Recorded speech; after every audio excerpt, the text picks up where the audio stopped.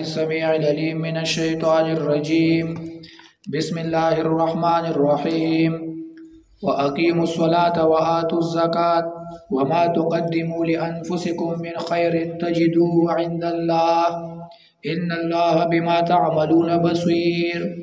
سورة البقرہ آیت نمبر 110. وَأَقِيمُوا الصَّلَاةَ اور نماز قائم کرو، وَآتُوا الزَّكَاةَ اور زکوٰۃ دو، وَمَا تُقَدِّمُوا لِأَنفُسِكُمْ اور جو تم بیچتے ہو، لِأَنفُسِكُمْ اپنے لیے، من خیر کوئی بلائی میں سے، تجدوہ عند اللہ تو پاؤ گے تم اس کو اللہ تعالیٰ کے نزد، ان اللہ یقیناً اللہ تعالیٰ بما تعملون وہ جو تم عمل کرتے ہو، بصیر خوب دیکھنے والا ہے اس کو۔ وَأَقِيمُوا الصَّلَاةَ وَآتُوا الزَّكَاةَ یہ اب مسلمانوں کو حسد سے بچنے کے لیے اور اسباب اللہ رب العزت وہ بیان کر رہا ہے۔ پہلے بھی ایک تعلیم دی گئی اور سبب وہ بیان کی گئی کہ حسد سے بچنے کا ایک طریقہ یہ ہے کہ ان یہود نصارہ اور حاسدین ان کو توجہ مت دو، ان کو معافی کرو، ان سے اعراض کرو۔ اب دوسری سبب اور علت وہ بیان ہو رہی ہے کہ نیک اعمال کر لو، نماز، زکوٰۃ، تو آپ حاسدین کی حسد سے وہ محفوظ رہو گے، وہ آپ کو کوئی ضرر وہ نہیں پہنچائے گا۔ اور یہ دوسرا ربط اس طرح ہے کہ عفو اور صفحہ کے بعد اب ارکان اسلام کا ذکر ہے۔ جو نماز ہے، نماز اصل میں وہ مناجات ہے، اللہ تعالیٰ سے وہ کلام کرنا ہے، اور زکوٰۃ جو ہے یہ اصل میں احسان ہے اللہ تعالیٰ کے ساتھ، مخلوق کے ساتھ۔ تو زکوٰۃ یہ مخلوق کے ساتھ احسان ہے اور نماز یہ اللہ تعالیٰ کے ساتھ احسان ہے۔ تو جو انسان اس میں یہ دو احسانات جمع ہوں گی تو اس انسان میں تثبت اور استقامت وہ آ جائے گی۔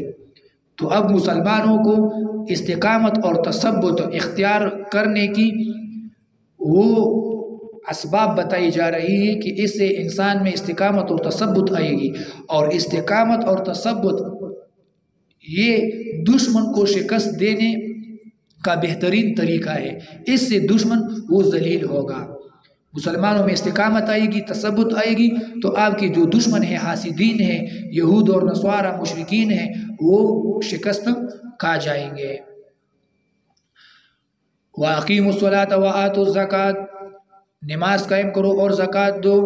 اس کی تشریح وہ گزر چکی ہے، اقامت کی، صلاۃ کی، زکوٰۃ کی۔ وَمَا تُقَدِّمُوا لِأَنفُسِكُمْ اور وہ جو تم بیچو گے، لِأَنفُسِكُمْ اپنے آپ کے لیے، اپنی آپ کی بہتری کے لیے، من خیرن کوئی نیک عمل، کوئی بلائی۔ وما تقدموا یہ من خیرن یہ تمام اس میں عموم ہے، جو بھی بلائی کا کام ہو، جو بھی خیر کا کام ہو، جو بھی عملی صالح ہو۔ لِأَنفُسِكُمْ وما تقدموا لِأَنفُسِكُمْ لِأَنفُسِكُمْ یہ ما قبل تقدموا سے متعلق ہے، اصل میں اس طرح ہے، وما تقدموا لنجات انفسکم، وما تقدموا لنجات انفسکم یا وما تقدموا لحیات انفسکم، کیونکہ آنے والی زندگی، آخرت کی زندگی، اس کو حیات کہا گیا ہے سورۃ الفجر میں، یا لیتنی قدمت لحیاتی۔ پھر وہاں پر انسان وہ ارمان اور آرزو کرے گا کہ یا لیتنی قدمت لحیاتی، کاش کہ میں اپنی اس زندگی کے لیے کچھ بیچتا، کوئی بلائی، کوئی خیر وہ میں یہاں بیچتا۔ تو لِأَنفُسِكُمْ یہ متعلق ہے لنجات سے یا لحیات انفسکم سے۔ ان اللہ یقیناً اللہ تعالیٰ بما تعملون تجدوہ عند اللہ تو اس کا بدلہ اللہ تعالیٰ کی نزد آپ پاؤ گے، تجدوہ عند اللہ۔ تو اس میں دو مقاصد ہے، یا تو اس عمل کو بعینہ ہی آپ پاؤ گے، کیونکہ یہ بھی شریعت احادیث میں ثابت ہے کہ انسان اپنی اعمال کو خود اپنی آنکھوں سے دیکھے گا، اللہ تعالیٰ اس نیک اعمال کو اور بد اعمال کو ایک شکل اور صورت عطا کرے گا۔ حدیث میں ہے انسان کا نیک عمل قبر میں انسان کی ایک خوبصورت جوان شخص کی شکل میں حاضر ہوگا اور کہے گا انا عملو کا، میں آپ کا عمل ہوں. اور بد عمل انسان کا وہ بھی ایک بد صورت میں، بد شکل انسان کی صورت میں وہ انسان کے سامنے آئے گا اور وہ کہے گا انا عملک الخبیث، میں آپ کا وہ بدترین عمل ہوں. تو تجدوہ عند اللہ کا مطلب ہے کہ آپ اس عمل کو بعینہ ہی پاؤ گے، دیکھو گے کہ یہ میری صلاۃ ہے، اس کی الگ شکل ہوگی، زکوٰۃ ہے الگ شکل ہوگی، صدقہ ہے اس کی الگ شکل ہوگی، تلاوت ہے اس کی الگ الگ شکل اللہ تعالیٰ اس کو دے گا. تو انسان بعینہ ہی اس کو اعمال کو ہی دیکھے گا. تجدوہ عند اللہ. اور یا اللہ تعالیٰ ایک ویڈیو قسم کی اللہ تعالیٰ انسان کو پیش کرے گا کہ دنیا میں تم یہی اعمال کرتے رہے، اب اس کو دیکھ لو ویڈیو کی شکل میں. من کا فَمَن يَعْمَلْ مِثْقَالَ ذَرَّةٍ خَيْرًا يَرَهُ وَمَن يَعْمَلْ مِثْقَالَ ذَرَّةٍ شَرًّا يَرَهُ. وہاں پر بھی یہی مقصد ہے کہ اپنے خیر کے عمل کو اور شر کے عمل کو دونوں کو انسان وہ دیکھے گا. پہلے جو علماء تھے اس میں تعویل کرتے تھے کہ نہیں عمل کا ثواب دیکھیں گے، عمل کا ثواب وہ اس کو نظر آئے گا، اس کا اجر اور بدلہ. لیکن اب انسان کیونکہ وہ ان کو یہ شبہ تھا کہ یہ عمل جو ہے یہ تو عرض ہے، عرض تو نظر نہیں آتا، یہ تو لطیف شے ہے، یہ نظر نہیں آتا. تو وہ تعبیر کرتے کہ نہیں عمل نہیں، اس کا ثواب انسان کو نظر آئے گا، اس کا اجر اور بدلہ نظر آئے گا. لیکن اب ویڈیو آ گئی ہے، دوسری چیز آ گئی ہے، تو اس سے پتہ چلتا ہے کہ اعراض اعمال یہ بھی اس کو بھی دیکھنا ممکن ہے. تو اللہ تعالیٰ یہی ریکارڈنگ وہاں پر اللہ تعالیٰ آپ کو دکھا دے گا. اور یا دوسرا آپ مانا وہ بھی ہے کہ تجدوہ عند اللہ، اس کا بدلہ آپ اللہ تعالیٰ کے نزد وہ پاؤ گے. ان اللہ بما تعملون بصیر، یقیناً اللہ تعالیٰ وہ جو تم عمل کرتے ہو بصیر، اس کو خوب دیکھنے والا ہے.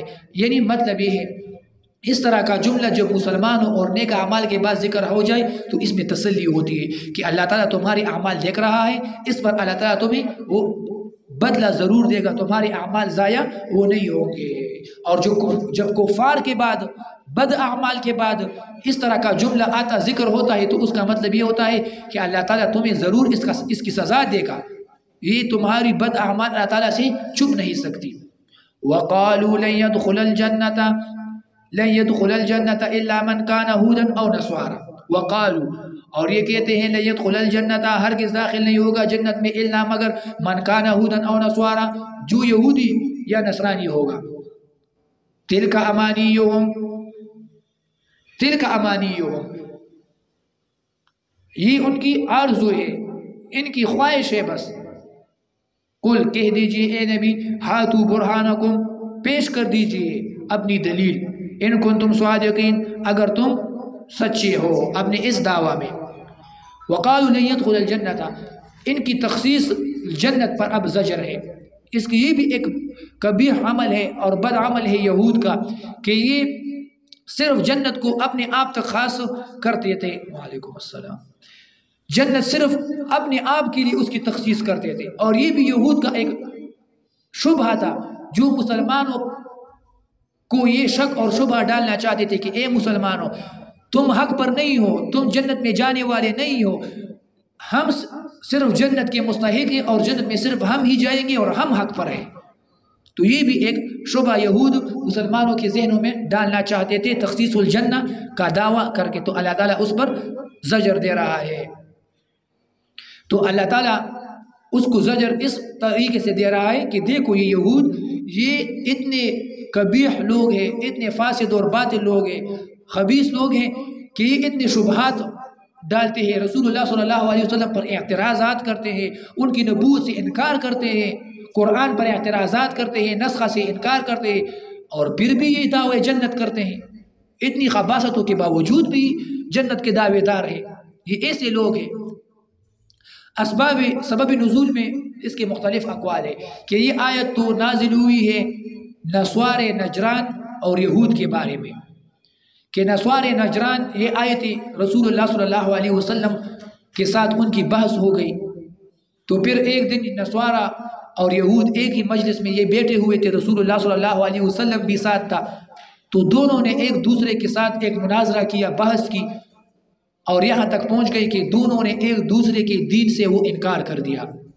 نصارہ نے کہا کہ ہم تورات نہیں مانتے اور موسیٰ علیہ السلام سے انکار کر دیا، یہود نے عیسیٰ علیہ السلام اور انجیل سے وہ انکار کر دیا، اور دونوں نے اپنے اپنے لیے جنت کا دعویٰ کیا کہ صرف جنت کے حقدار ہم نصارہ ہیں۔ یہود نے کہا کہ جنت کے حقدار صرف ہم یہود ہیں۔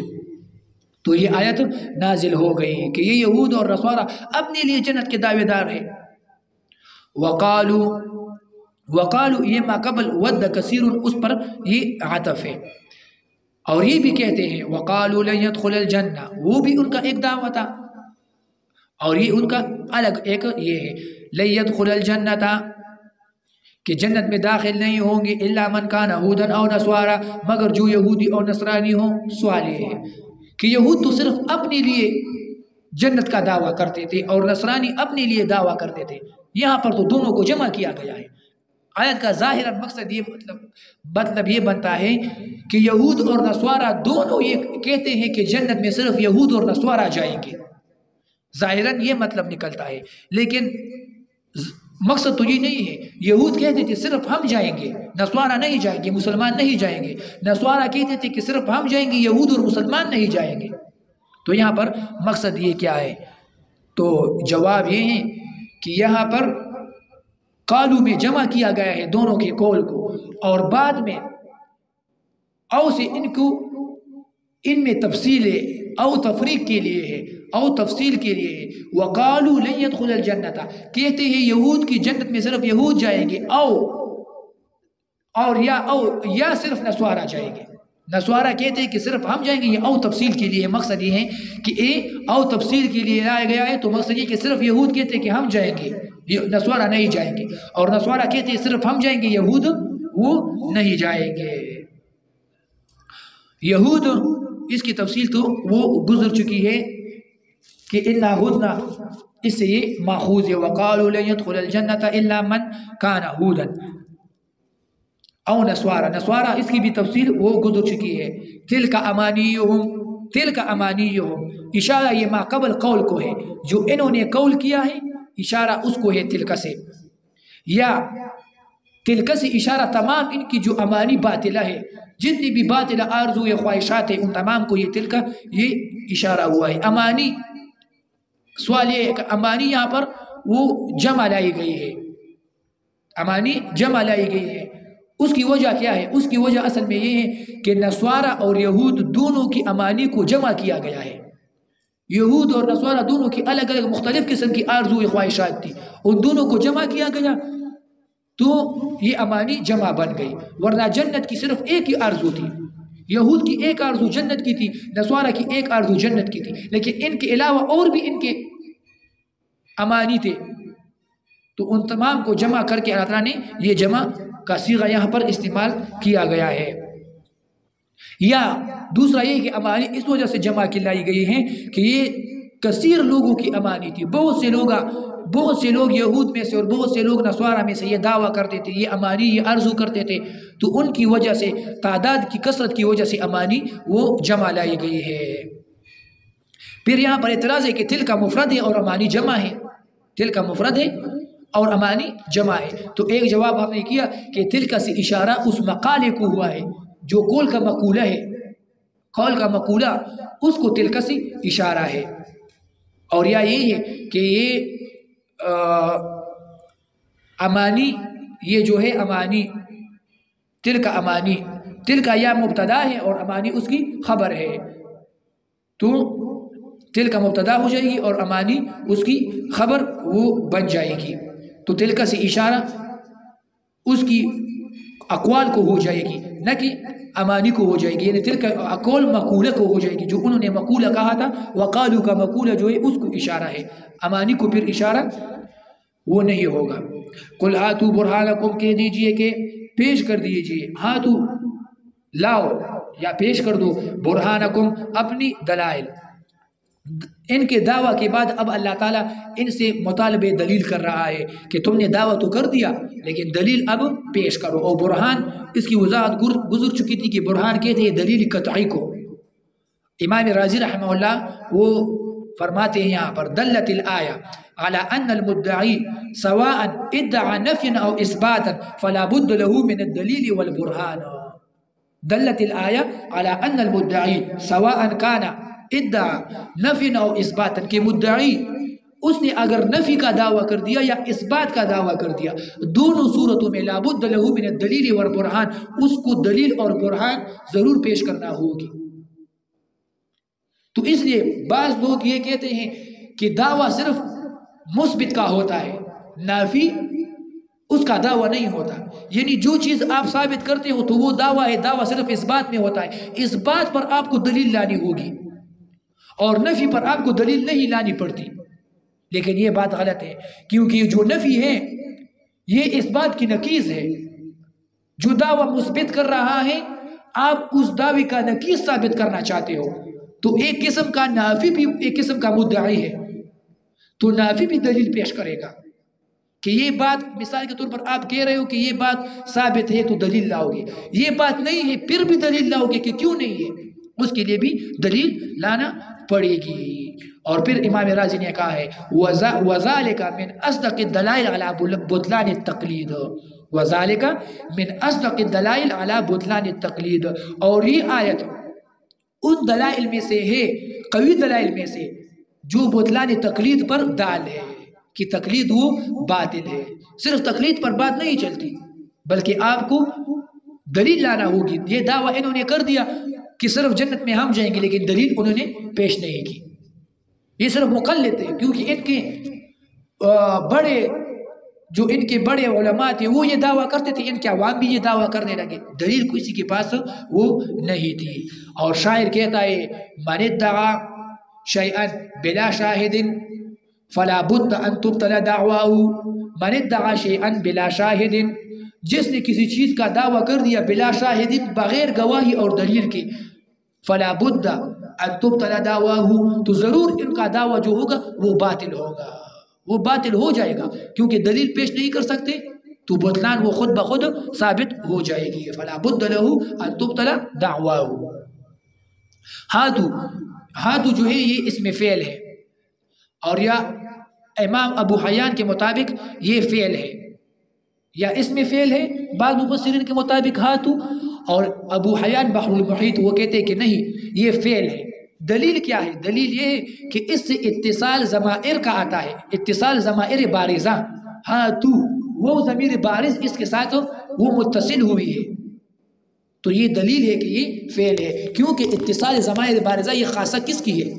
یہ علامت اور خاصیت فعل کی ہے کہ فعل کے ساتھ اتصال ضمائر بارزہ کی آتی ہے تو لہٰذا یہ فعل ہوا ہاتو. اور ہاتو میں یہ ہاں جو ہے یہ ہاں نفس کلمے سے ہے, یہ ہاں تنبیہ نہیں ہے بلکہ یہ کلمہ لفظ کا اپنا ہاں ہے. ہاتو بمعنی لاؤ, برہانکم اپنی دلیل پیش کرو اپنی دلیل. برہان الدلیل القطعی, الدلیل علی صحت الدعوی وہ دلیل جو دعوی کی صحت ثابت کر لے. اور اصل میں یہ برہان یا تو یہ ماخوذ ہے براہ سے, براہ سے ماخوذ ہے. براہ کہتے ہیں بمعنی قطع, کسی چیز کو ٹکڑے ٹکڑے کرنا. ابرہا جس نے بیت اللہ گرانے کی کوشش کی تھی, جو لشکر لے کے آیا تھا, ہاتھی لے کر آئے تھے, ابرہا, اس کو ابرہا اس لیے کہا جاتا ہے, اس کا اپنا نام دوسرا تھا, ولید غالباً اس کا نام تھا.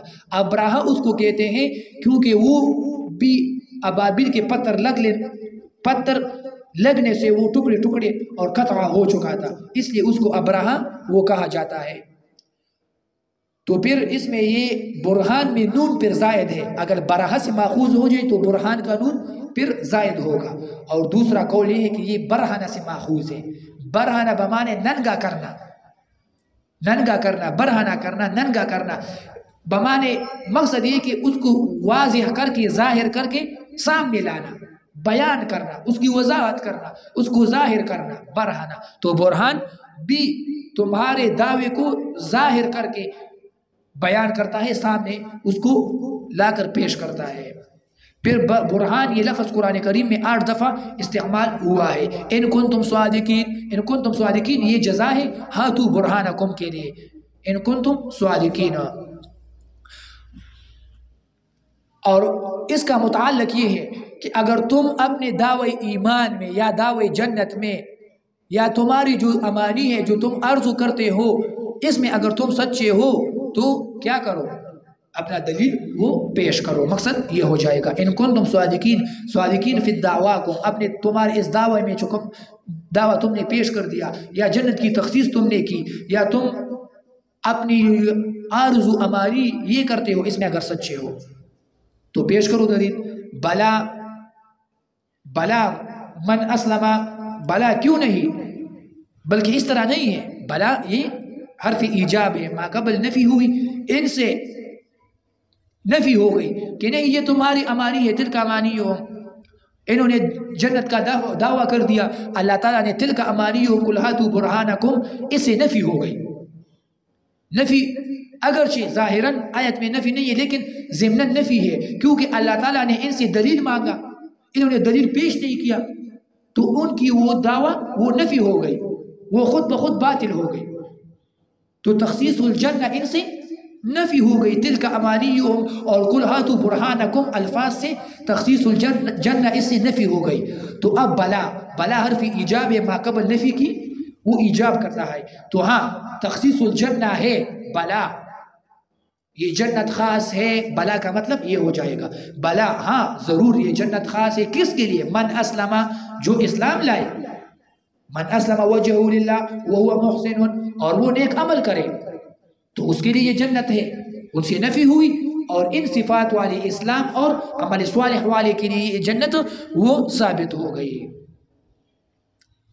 بلا ہاں کیوں نہیں، من اسلم جنت خاص ہے، من اسلم اس کے لیے جو تابع کرے، وجہ اپنے چہرے کو للہ خاص اللہ کے لیے، وہ محسن اس حال میں کہ وہ نیک عمل کرنے والا ہو، فلہ اجرہ بس اس کے لیے اجر ہے عند ربی اپنے رب کے نزد، ولا خوف علیہم اور اس پر کوئی خوف نہ ہوگا، ولا هم يحزنون اور نہ ہی وہ غمگین ہوگا.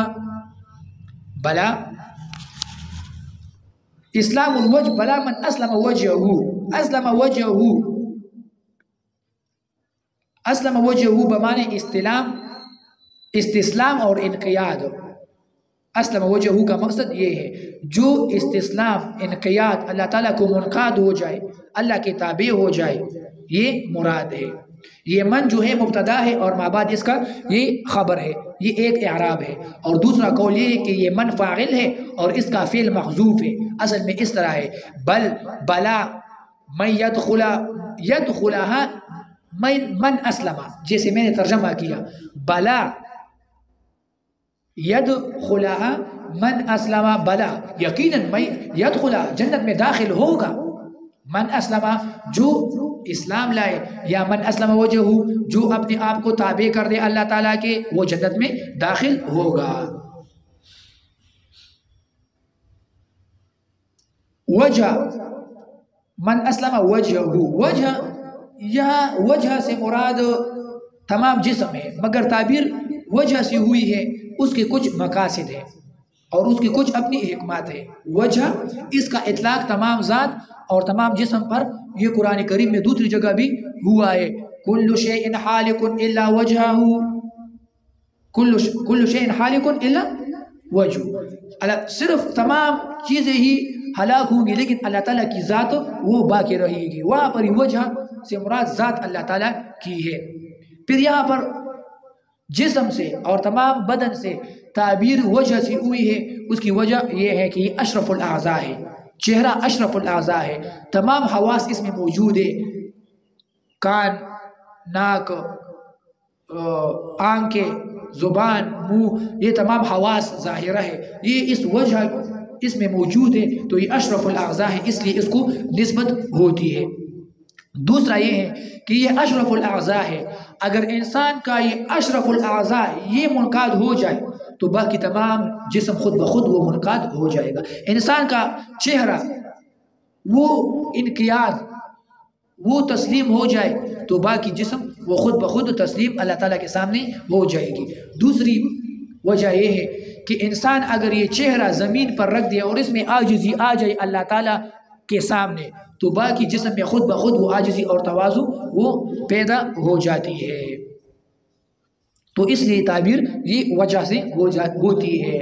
اور تکبر جب ہوتی ہے انسان میں تو وہ بھی تکبر محسوس بھی انسان کی چہرے سے ہوتی ہے. تکبر انسان کی وہ بھی چہرے سے محسوس ہوتی ہے، ماتھے سے محسوس ہوتی ہے، ان کے منہ بنانے سے ہوتی ہے. تو عاجزی یہ بھی چہرے سے محسوس ہوتی ہے انسان کی، جو دال ہے کہ اس انسان کے دل میں بھی عاجزی ہے، تمام بدن میں بھی عاجزی ہے. اور تکبر اگر چہرے میں آ جائے، آنکھوں میں آ جائے، زبان پر آ جائے، ماتھے میں آ جائے تو دلیل ہے کہ اس کے دل میں بھی تکبر ہے، اس کے تمام اعضاء میں بھی تکبر ہے. تو چہرے میں تکبر آ جائے تو مطلب یہ ہے کہ اس کی یہ اپنا جو یہ باقی جسم ہے یہ بھی اللہ تعالیٰ کے سامنے اس میں بھی عاجزی وہ نہیں ہوگی. مقصد یہ ہو جائے گا.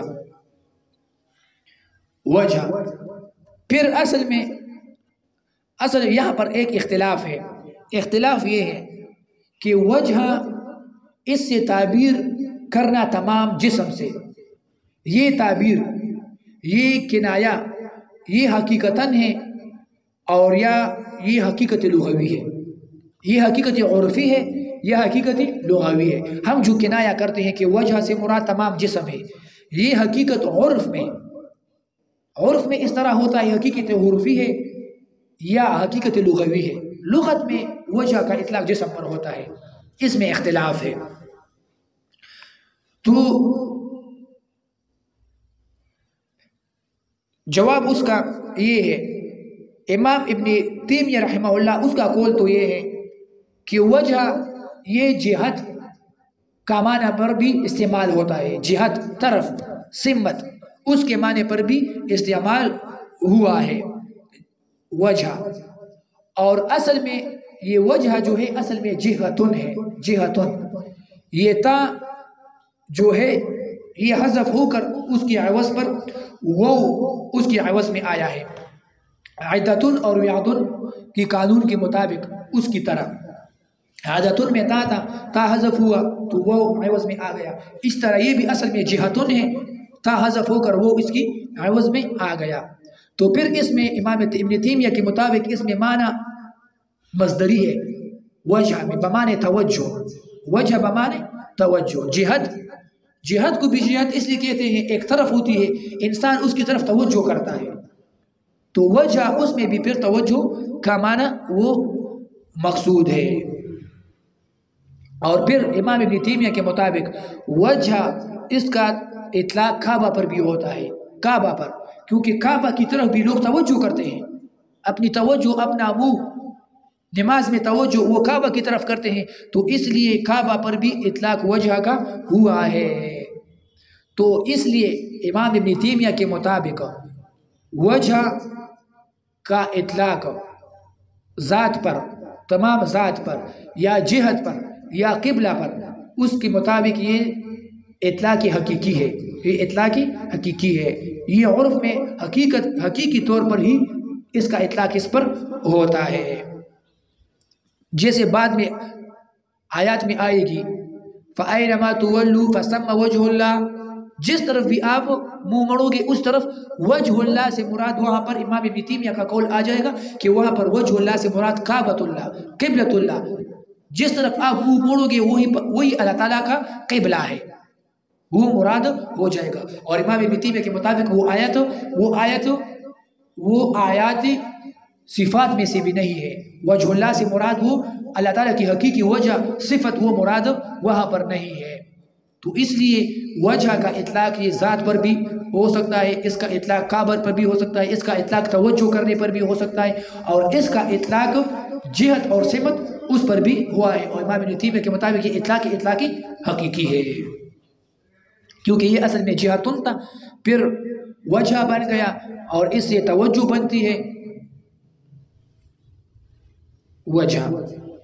وَهُوَ مُحْسِنٌ فَأَيْنَمَا تُوَلُّوا وَهُوَ بَلَا مَنْ أَسْلَمَ وَجْهَهُ لِلَّهِ وَهُوَ مُحْسِنٌ. یہ جملہ حالیہ ہے، ایسے حالت میں جیسے میں نے ترجمہ کیا کہ جس نے اپنے آپ کو منقاد کر دیا، وَهُوَ مُحْسِنٌ، ایسی حالت میں کہ وہ احسان کرنے والا ہو. نیک عمل کرنے والا ہو. تو یہ جملہ حالیہ ہے. محسن کس کو کہتے ہیں؟ محسن وہ جو عمل سنت کے مطابق کر رہے، اس کو کہتے ہیں محسن. اور احسان عمل میں احسان، اس کا مطلب یہ ہے کہ سنت کے مطابق انسان عمل کر لے، اس کو کہتے ہیں عمل میں احسان. اور مرتبہ احسان حدیث جبریل میں بیان ہوا ہے، ان تعبد اللہ کأنک تراہ فإن لم يكن تراہ فإنہ یراک. ان تعبد اللہ کأنک تراہ، اللہ تعالیٰ کی عبادت اس طرح کرو کأنک تراہ، گویا کہ تم اللہ تعالیٰ کو دیکھ رہے ہو. فإن لم يكن تراہ فإنہ یراک، اگر اس طرح توجہ وہ بیان نہیں بنا سکتی تو اس طرح کرو کہ کم از کم اللہ تعالیٰ تمہیں وہ دیکھ رہا ہے. تو امام ابن کثیر رحمہ اللہ اس نے یہاں پر فائدہ بیان کیا ہے کہ عمل متقبل اس کے لیے دو شرائط ہے. وہ عمل جو مقبول ہو اس کے لیے دو شرائط ہے. ان یکون خالصا للہ، اس میں اخلاص ہو. تو اس میں اشارہ ہے بلا من اسلم وجہہ للہ، یہ اخلاص ہے. اور دوسرا ان یکون ثوابا و موافقا للسنہ، اور دوسرا عمل متقبل جو مقبول عمل ہے اس میں شرط یہ ہے کہ یہ سنت کے طریقے کے مطابق ہو.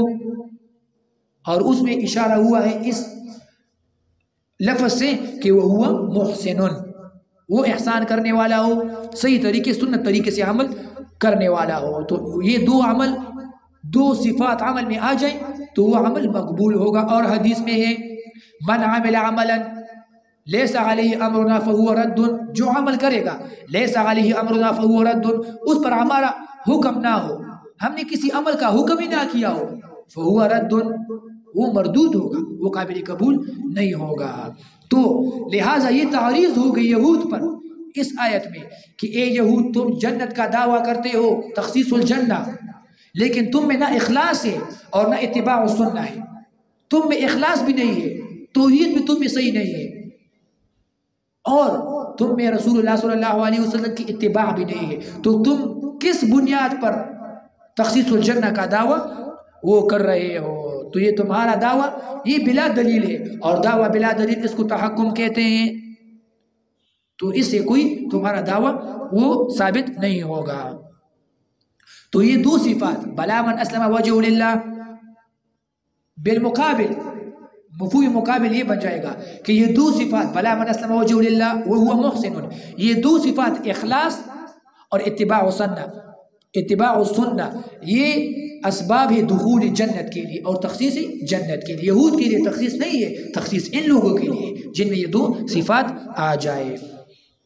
وہو محسن فلہ اجرہ، تو اس کے لیے اجر اور بدلہ ہوگا عند ربہ، اس اپنے رب کے نزد. عند ربہ کہا اور عند اللہ نہ کہا. عند ربہ، عند اللہ کا لفظ نہ لایا اور عند ربہ کا لفظ لایا. اس میں اشارہ ہے کہ اللہ تعالیٰ اپنی مخلوقات اس کی تربیت کرتا ہے، مسلمانوں کی اللہ تعالیٰ وہ تربیت کرتا ہے. تو یہ نسخہ کے ساتھ متعلق کر لو. عند ربہ یہ نسخہ، یہ مخلوقات کی اللہ تعالیٰ کی ایک قسم کی تربیت ہے، کیونکہ اللہ تعالیٰ مربی ہے. وہ اپنی مخلوق کی مصلحت وہ خوب جانتا ہے کہ کس چیز میں ان کی مصلحت ہے، کس چیز میں فائدہ ہے اور کس میں وہ نقصان ہے، کیونکہ وہ مربی ہے. عند ربہ ولا خوف علیہم، انتفاء الخوف والحزن اللہ تعالیٰ نے کیے. ولا خوف علیہم، ان پر کوئی خوف نہ ہوگا. ولا هم يحزنون، اور نہ ہی اس پر کوئی غم ہوگی اور نہ ہی وہ غمگین ہوگے. اس کی وجہ گزر چکی تھی کہ خوف اس کو اسم کے ساتھ ذکر کیا، ولا هم يحزنون، اور حزن کو فعل کے ساتھ وہ ذکر کیا. اس کی مختلف وجوہات وہ گزر چکی تھی. وقالت اليهود ليست النصارى على شيء، وقالت اليهود، اور یہود کہتے ہیں ليست النصارى على شيء، نصارہ کسی دین پر نہیں ہے. وقالت النصارى، اور کہتے ہیں نصارہ ليست اليهود على شيء، نہیں ہے یہود کسی دین پر. وهم يتلون الكتاب، اور حال یہ ہے دونوں کتاب اللہ پڑھتے ہیں. كذلك، اسی طرح قال الذين، کہا تھا ان لوگوں نے لا يعلمون مثل قولهم، لا يعلمون جو نہیں جانتے، جو ان پڑھ ہے، جو جاہل ہے، مثل قولہم ان کے قول کے مطابق. اس طرح کی بات تو پہلے مشرکین نے بھی کہی تھی. تشابہت مثل قولہم فاللہ یحکم بینہم، پس اللہ تعالیٰ فیصلہ کرے گا ان کے درمیان یوم القیامت قیامت کے دن فیما کانوا فیہ یختلفون، اس میں جو تھے یختلفون اس میں اختلاف کرنے والے، جن باتوں میں اختلاف کرنے والے تھے اللہ تعالیٰ ان کے درمیان قیامت کے دن فیصلہ کرے گا.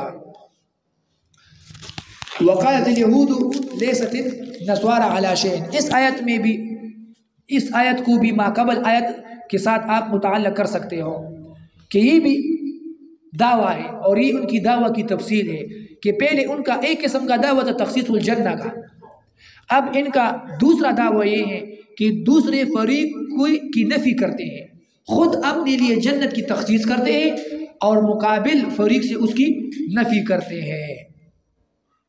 یعنی مقابل فریق کی دین اور کتاب دونوں کی وہ نفی کرتے ہیں، اور حال یہ ہے کہ اپنے اپنے زمانوں میں یہ تمام کتب وہ حق پر تھی، تو یہ زجر ہے ان کی آپس کی اختلاف میں. وقالت الیہود، یہود سے یہاں کون مراد ہے، کون سے یہود مراد ہے؟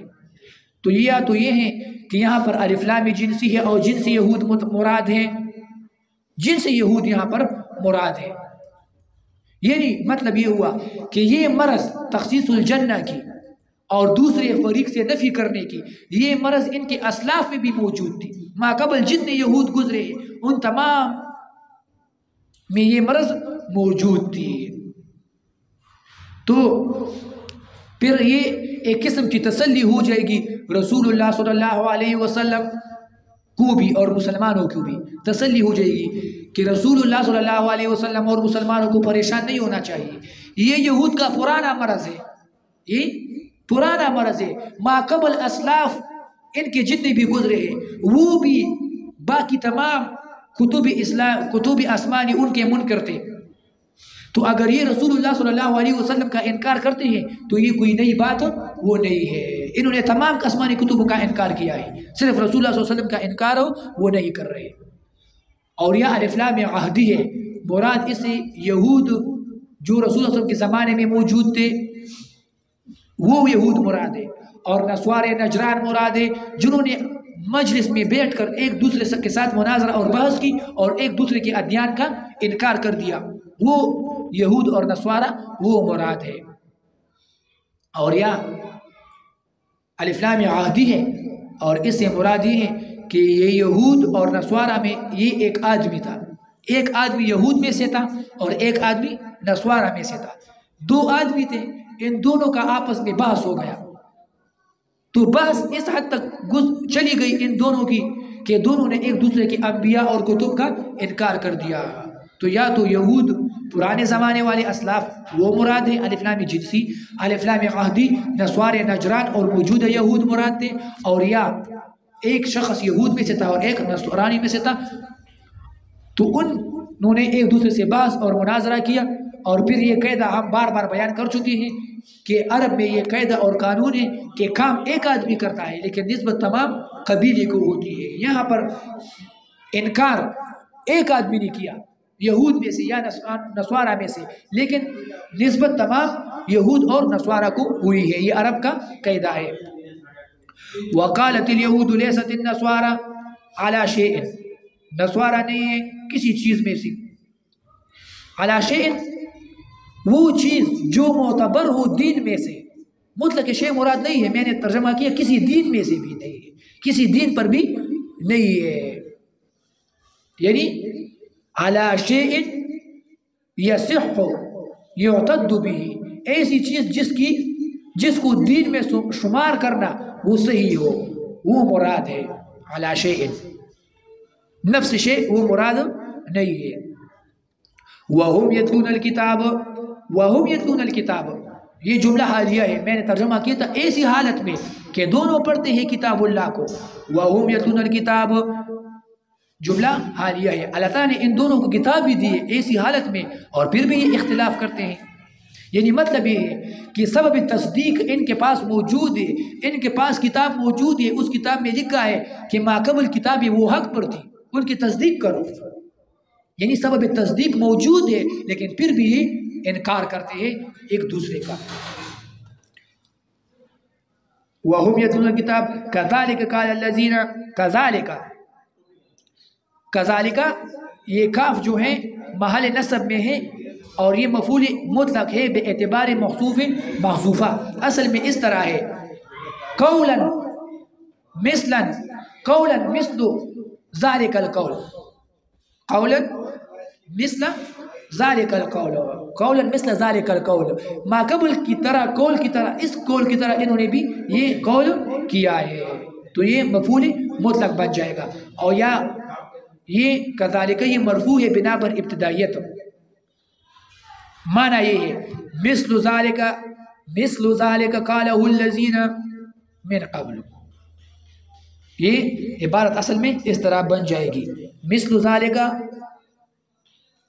قالہ الذین، اور یا منصوب ہے بنا پر حالیت، یا پھر یہ حال ہے۔ قال الذین مثل قولہم، قال الذین لا يعلمون مثل قولہم، قال الذین، اس سے کون مراد ہے؟ اس سے یا تو مراد ہے مشرکین عرب وہ مراد ہے، یا مشرکین قریش مکہ وہ مراد ہے، اور یا ما قبل جتنی بھی یہود اور نصارہ ان کی اسلاف گزری ہیں وہ تمام اس سے وہ مراد ہے۔ تو یہ ایک زجر ہے ان یہودوں کی کہ اے یہود، تم اہل کتاب اور اہل العلم ہونے کے باوجود ما قبل مشرکین جہال اور لا علم ان کی طرح قول کرتے ہو۔ اس طرح قول تو ما قبل مشرکین جہال کرتے تھے، جو جاہل تھے، جو ان پڑھ تھے، جو لا علم تھے، وہ اس طرح کا قول کرتے تھے، ایک دوسرے کی تکفیر کرتے تھے، ایک دوسرے کی کتابوں کا انکار کرتے تھے، تم ان کی طرح بن گئے ہو جہالت میں، تو یہ زجر بن جائے گی ان یہود کے بارے میں۔ لا یعلمون مثل قولہم فاللہ یحکم، بس اللہ تعالیٰ فیصلہ کرے گا بینہم ان کے درمیان یوم القیامت قیامت کے دن فیما کانوا فیہ یختلفون، اس چیز میں جس میں یہ اختلاف کر رہے ہیں۔ فاللہ یحکم، اللہ تعالیٰ عملی فیصلہ کرے گا۔ فیصلہ کیسا کرے گا اللہ تعالیٰ؟